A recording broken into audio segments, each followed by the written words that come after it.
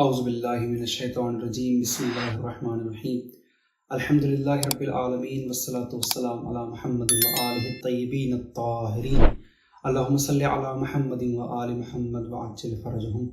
ناظرین اکرام السلام علیکم۔ سب سے پہلے آپ حضرات کی خدمت میں امام حسن عسکری علیہ السلام کی اس المناک شہادت کی مناسبت پر تعزیت و تسلیت پیش کرتے ہیں۔ ناظرین اکرام، کل 8 ربیع الاول ہے کہ جس دن امام حسن عسکری علیہ السلام کو شہید کر دیا گیا تھا۔ میں آپ کی خدمت میں امام کے فضائل میں سے چند گوشے پیش کروں گا، امام کی عبادت کے حوالے سے، امام کے علم کے حوالے سے۔ سب سے پہلے میں بیان کروں کہ آپ ہمارے 11ویں امام ہیں اور آپ کا نام حسن تھا اور آپ کے والد گرامی امام علی نقی علیہ السلام تھے۔ ناظرین اکرام، آپ کے القابات میں سے مشہور ایک لقب جو کہ عسکری ہے، وہ آپ کو اس لیے کہا جاتا تھا کیونکہ آپ بچپن سے ہی ایک ایسی جگہ پر آ گئے تھے کہ جو ایک فوجی چھاؤنی تھی، جہاں پر چاروں طرف فوجی لشکر تھا۔ عسکر عربی میں کہتے ہیں لشکر کو، اس وجہ سے آپ کو عسکری کہا جاتا ہے۔ ناظرین اکرام، آپ کو بچپن سے ہی مصیبتوں کا سامنا کرنا پڑا۔ ایک تو یہ کہ آپ فوجی چھاؤنی میں رہتے تھے، یعنی آپ کو نظر بند کیا گیا تھا، آپ کے چاروں طرف ایک لشکر تھا کہ جو آپ پر مسلط تھا، اور ایک ایسا بھی وقت آیا کہ جب آپ کو زندان میں ڈال دیا گیا، اور جب آپ کو زندان میں ڈالا گیا تو 2 ایسے لوگوں کو آپ پر مسلط کر دیا گیا تاکہ وہ آپ کو اذیت دیں اور آپ کو پریشان کریں۔ لیکن نتیجہ کیا ہوا؟ نتیجہ یہ ہوا کہ آپ کی صحبت پا کر وہ دونوں آپ سے اتنا متاثر ہوئے کہ وہ دونوں، روایت کا جملہ ہے اصبحا فضلا، کہ وہ دونوں نیک انسان بن گئے۔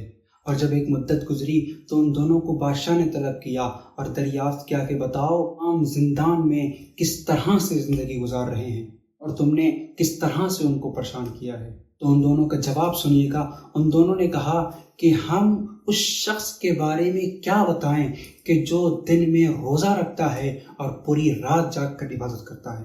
تو آپ نے دیکھا کہ وہ دونوں کہ جو امام کے دشمن تھے وہ کس طرح سے تبدیل ہو گئے اور امام کے فضائل ان کی زبانوں پہ جاری ہونے لگے۔ ناظرین اکرام، آپ اس بات سے اندازہ لگائیں کہ امام زندان میں موجود ہیں اور دن میں روزے رکھتے ہیں اور رات میں پوری رات جاگ کر عبادت کیا کرتے ہیں۔ آپ کی عبادت کا عالم کیا ہوگا؟ آخر کس بلندی پر ہوگی آپ کی عبادت؟ ہم کو چاہیے کہ ہم امام کے مقام کو پہچانیں کہ ہمارے امام کیسے تھے۔ بات امام کی عبادت کی چل رہی ہے تو میں ایک روایت آپ کے سامنے اور بیان کروں کہ جو مشہور روایت ہے کہ ایک شخص گزر رہا تھا، اس نے دیکھا کہ امام گریہ فرما رہے ہیں اور تمام بچے کھیل رہے ہیں، امام بہت کمسن ہیں لیکن آپ گریہ فرما رہے ہیں۔ وہ شخص آپ کے پاس آیا اور پوچھنے لگا، کیا تم اس وجہ سے رو رہے ہو کہ تمہارے پاس کوئی کھلونا نہیں ہے؟ تو چلو آؤ میرے ساتھ، میں تم کو ایک کھلونا دلوا دیتا ہوں۔ امام کا جواب سنیے۔ امام نے فرمایا کہ نہیں، ہم کھیلنے کے لیے پیدا نہیں ہوئے بلکہ ہم اللہ کی عبادت کے لیے پیدا ہوئے ہیں۔ امام کا جواب سنیے۔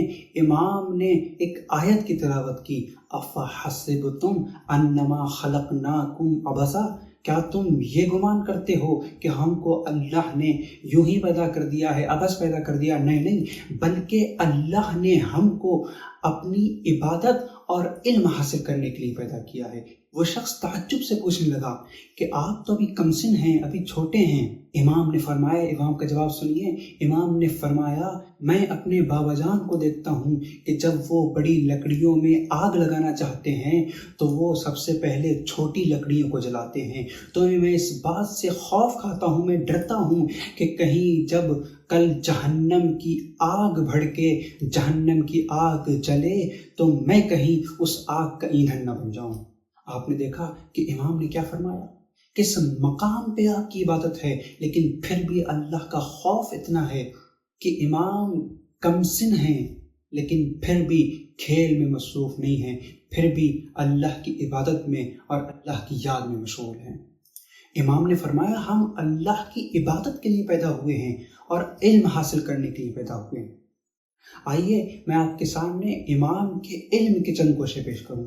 آپ کے زمانے کا ایک بڑا ڈاکٹر، بڑا طبیب کہ جس کا نام تاریخ میں موجود ہے، اس نے جب اپنے شاگردوں کو امام کے پاس بھیجا تو سب سے پہلے یہ کہا کہ تم اس کے پاس جا رہے ہو کہ جو اس وقت دنیا میں سب سے زیادہ علم رکھنے والا انسان ہے۔ یعنی امام صرف احکام شرعی کا علم نہیں رکھتے ہیں، بلکہ دنیا میں جتنے بھی علم ہیں، چاہے وہ علم طب ہو، امام کو سارے علوم پر عبور حاصل ہوتا ہے۔ اور ایک روایت ہے کہ ایک دفعہ امام کے زمانے میں قحط پڑ گیا، چاروں طرف سوکھا تھا، بارش نہیں ہو رہی تھی۔ بادشاہ کا حکم آیا کہ جاؤ سارے مسلمان جاؤ نماز استسقاء پڑھو۔ سارے مسلمان نکلے اور سب کے سب لوگ نماز استسقاء پڑھنے میں مشغول ہو گئے۔ پہلے دن نماز استسقاء پڑھی، دوسرے دن نماز استسقاء پڑھی، یہاں تک کہ 3 دن ہو گئے نماز استسقاء پڑھتے ہوئے، لیکن بارش نہیں ہوئی۔ سب لوگ پریشان ہیں۔ بادشاہ کا حکم آیا کہ چوتھے دن سب کے سب باہر نکلیں اور دعا کریں۔ سب کے سب باہر نکلے، ان میں یہود و نصارہ بھی موجود تھے، ان کے ساتھ راہب بھی موجود تھے کہ جو ان کے دین کے عالم ہوا کرتے ہیں۔ اب جب چوتھا دن آیا اور سب کے سب باہر آئے اور سب لوگوں نے دعا کی تو راہب نے بھی دعا کی۔ اب جیسے ہی یہود و نصارہ کا دعا کرنا تھا، آسمان سے بارش ہونا شروع ہو گئی۔ عزیزوں، چوتھے دن بارش ہوئی۔ اسی طرح سے جب 5ویں دن باہر نکلے، 5ویں دن بھی بارش ہوئی۔ سب لوگوں کو تعجب ہوا، اب تک سب مسلمان باہر نکل رہے تھے، بارش نہیں ہو رہی تھی، اب جیسے ہی یہود و نصارہ باہر نکلے فوراً بارش ہونا شروع ہو گئی۔ عجیب واقعہ ہے، عجیب روایت ہے۔ دیکھیں، غور کیجئے گا۔ ہاں عزیزوں، اب اللہ کا یہ دین خطرے میں پڑ گیا۔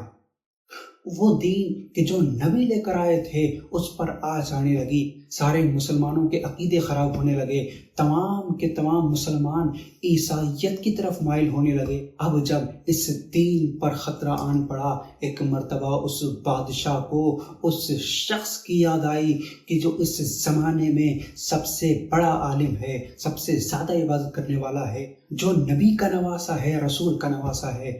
ناظرین اکرام، وہ بادشاہ امام کے پاس پہنچا اور امام سے دریافت کیا کہ آخر یہ کیا ماجرا ہے، یہ کیسے ہو سکتا ہے کہ اس راہب نے دعا کی تو بارش ہونے لگی، مسلمانوں نے دعا کی بارش نہیں ہوئی۔ امام کو زندان سے باہر نکالا گیا۔ جب رات گزری اور صبح نمودار ہوئی، سب کے سب باہر نکلے، امام بھی باہر تشریف لائے اپنے اصحاب کے ساتھ۔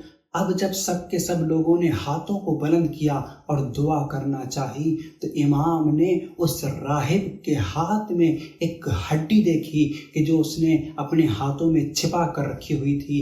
امام نے حکم دیا کہ جاؤ اس ہڈی کو لے کر آؤ۔ اس ہڈی کو لایا گیا۔ اب امام نے کہا کہ اے راہب اب دعا کر، دیکھتے ہیں کہ آسمان سے بارش ہوتی ہے یا نہیں ہوتی۔ اب جب راہب نے ہاتھ اٹھائے، ہاتھوں کو اٹھانا تھا، بارش تو نہیں ہوئی، جو بادل تھے وہ بھی چلے گئے اور آسمان صاف ہو گیا اور سفید سورج نمودار ہو گیا۔ امام سے دریافت کیا گیا آخر کیا ماجرا تھا، آخر کس طرح سے بارش ہوئی تھی، جبکہ مسلمانوں کی دعا سے بارش نہیں ہوئی اور عیسائیوں کی دعا سے بارش ہو گئی، آخر کیا ماجرا تھا؟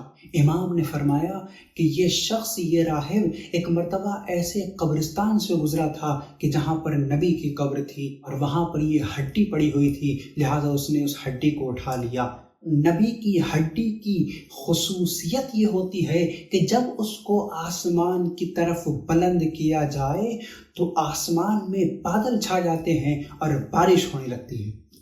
آپ نے دیکھا کہ امام کے علم کی کیا بلندی تھی اور کیا معیار تھا۔ ہاں عزیزوں، یہ بلندی، یہ مقام ہونے کے ساتھ بھی لوگوں نے امام پر اتنے ظلم کیے کہ ایک تاریخ وہ آئی، کل کی تاریخ 8 ربیع الاول کہ امام کو شہید کر دیا گیا۔ شیخ طوسی سے روایت ہے کہ امام خود روایت کرتے ہیں کہ میری قبر سامرہ میں ہوگی، یعنی مجھے سامرہ میں دفنایا جائے گا اور سامرہ میں لوگوں کے لیے بلاؤں سے امان ہوگی، یعنی میرے حرم میں، میرے روضہ مبارک میں جو بھی بلاؤں میں گھرا ہوگا، مصیبتوں میں گھرا ہوگا، اس کو وہاں پر امان ملے گی۔ لہٰذا آج چاروں طرف سے، دنیا بھر سے زائرین امام کے حرم میں جاتے ہیں اور شفایاب ہوتے ہیں۔ بلاؤں میں گرفتار، مصیبتوں میں گرفتار لوگ جاتے ہیں اور وہ امان پاتے ہیں۔ وصلی اللہ علی محمد وآلہ الطیبین الطاہرین۔